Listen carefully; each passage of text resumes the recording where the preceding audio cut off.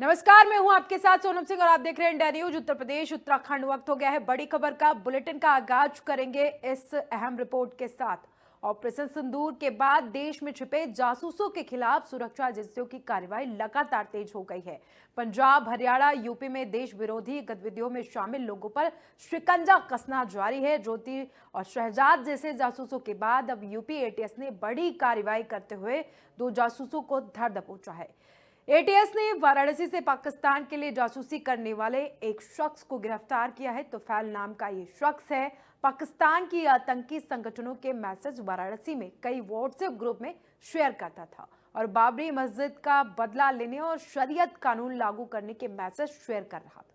वही जासूस के आरोप में यूपी एटीएस ने हारून को नोएडा से गिरफ्तार किया।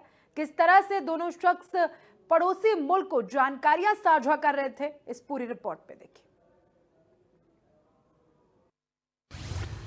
देश में कितने गद्दार, 2 जासूस गिरफ्तार।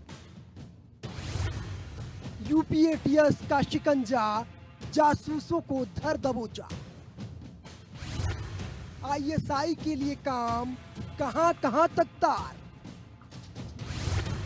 पाक का जासूसी जाल, तुफैल हारून के कितने राज। नाम तुफैल और हारून, पहचान आईएसआई एजेंट, काम पाकिस्तान के लिए जासूसी। इन शख्स को ध्यान से देखिए, ये वही चेहरे हैं जो देश में रहकर देश के खिलाफ साजिशों का जाल बुन रहे थे। देश के लिए अपने मन में नापाक मंसूबे पाल बैठे थे, लेकिन ये दोनों गद्दार इस नापाक मंसूबों को अंजाम तक पहुंचाते उससे पहले ही यूपी एटीएस ने इन्हें धर दबोचा। पहलगाम आतंकी हमले के बाद शुरू हुए ऑपरेशन सिंदूर के तहत भारत ने पाकिस्तान में आतंकी ठिकानों पर सटीक हमले किए। उसके बाद से देश में आईएसआई के जासूसी नेटवर्क को तोड़ने के लिए अभियान चल रहा है। कभी ज्योति तो कभी शहजाद, हर दिन नए नए जासूसी चेहरे सामने आ रहे हैं। अब यूपी एटीएस ने 2 और देश के गद्दारों पर शिकंजा कस दिया है। आईएसआई एजेंट तुफैल और हारून को गिरफ्तार कर लिया गया है। मोहम्मद हारून, जिसके बारे में किसी को भी अंदाजा नहीं था कि ये शख्स देश के खिलाफ किस कदर नफरत पाले बैठा है और इसके तार दुश्मन मुल्क से जुड़े हैं, क्योंकि मोहम्मद हारून दिल्ली के सीलमपुर में कबाड़ का कारोबार करता था। जब यूपी एटीएस ने हारून को नोएडा से गिरफ्तार किया और जांच शुरू की तो सामने आया कि हारून पाकिस्तान उच्चायोग में कार्यरत अधिकारी मुजम्मल हुसैन के संपर्क में था। मुजम्मल को भारत सरकार ने पर्सोना नॉन ग्राटा घोषित कर 24 घंटे में देश छोड़ने का आदेश दिया था। एटीएस के मुताबिक हारून ने अपने कबाड़ के कारोबार की आड़ में देश विरोधी गतिविधियों को अंजाम दे रहा था। वो पाकिस्तान का वीजा दिलाने के नाम पर लोगों से अवैध धन वसूली करता था और इस पैसे को मुजम्मल के निर्देश पर अलग अलग खातों में ट्रांसफर करता था। एटीएस की जांच में पता चला कि हारून ने देश की सुरक्षा से जुड़ी संवेदनशील जानकारी मुजम्मल को दी। उसके पास से 2 मोबाइल फोन और 16,900 रुपए नगद बरामद किए गए। जासूसों की इस फहरिस्त में एक और नाम वाराणसी के जेतपुरा का रहने वाला तुफैल मकसूद का है। इसे भी यूपी एटीएस ने पाकिस्तान के लिए जासूसी के आरोप में गिरफ्तार किया है। तुफैल पर आरोप है कि भारत की आंतरिक सुरक्षा से जुड़ी महत्वपूर्ण जानकारी 600 से ज्यादा पाकिस्तानी नंबरों के साथ साझा कर रहा था। जांच में पता चला कि तुफैल का संबंध पाकिस्तान के प्रतिबंधित आतंकी संगठन तहरीके लब्बैक के साथ है। वो इस संगठन के नेता मौलाना शाद रिजवी के वीडियो व्हाट्सएप ग्रुप में शेयर करता था। इतना ही नहीं, वो गजबाए हिंद, बाबरी मस्जिद के बदले की बातें और भारत में शरिया कानून लागू करने से संबंधित उकसाऊ भाषण भी साझा करता था। तुफैल ने राजघाट, नमो घाट, ज्ञानवाड़ी, रेलवे स्टेशन, जामा मस्जिद, लाल किला और निजामुद्दीन औलिया जैसे संवेदनशील स्थानों की तस्वीरें और जानकारी पाकिस्तानी नंबरों को भेजने की बात भी सामने आई है।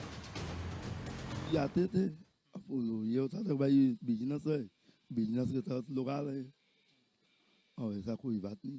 जब उनके घर के पटीदार को ही नहीं मालूम, उनके घर में सगे मामा को हो सकता है मालूम रहा हो, तो नहीं बता रहे हो इस समय माहौल को देखते हुए।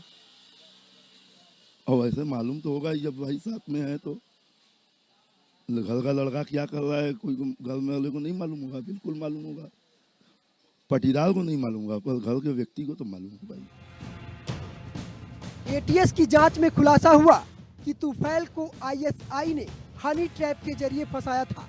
वो फेसबुक के जरिए पाकिस्तान के फैसलाबाद की रहने वाली नफीसा नाम की महिला के संपर्क में आया, जिसका पति पाकिस्तानी सेना में है। नफीसा के जरिए तुफैल आईएसआई के जाल में फंसता गया और देखते ही देखते देश विरोधी गतिविधियों में शामिल हो गया। हिंदुस्तान में रह के पाकिस्तान के लिए जासूसी करने वाला मोहम्मद तुबैल के मकान पर हम मौजूद हैं। ठीक ये वही मकान है जहां पे मोहम्मद तुबैल रहता था और ये जो दुकान है ये स्पोर्ट्स का दुकान है और इसी दुकान को संचालित करता था।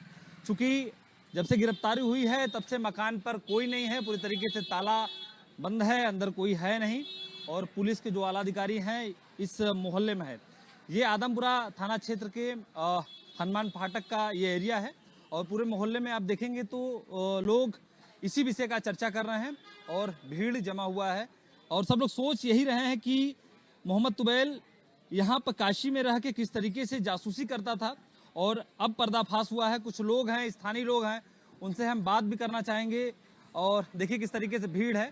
लोग एक दूसरे से यही चर्चा कर रहे हैं कि इतनी बड़ी घटना को अंजाम कैसे देता था, कैसे जासूसी करता था। एटीएस अब इस बात की जांच कर रही है कि हारून और तुफैल का नेटवर्क कितना बड़ा था और वे किन किन लोगों के साथ मिलकर देश विरोधी गतिविधियों को अंजाम दे रहे थे। इसके अलावा ये भी पता लगाया जा रहा है कि हारून कबाड़ के कारोबार की आड़ में कैसे संवेदनशील जानकारी जुटा रहा था और तुफैल ने किन किन जगहों की जानकारी पाकिस्तान को दी। इन गिरफ्तारियों ने एक बार फिर आईएसआई की हनी ट्रैप और जासूसी नेटवर्क की गहरी पैठ को उजागर किया है।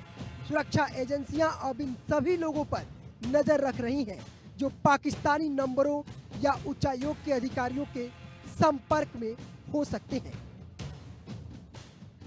Bureau report, India news.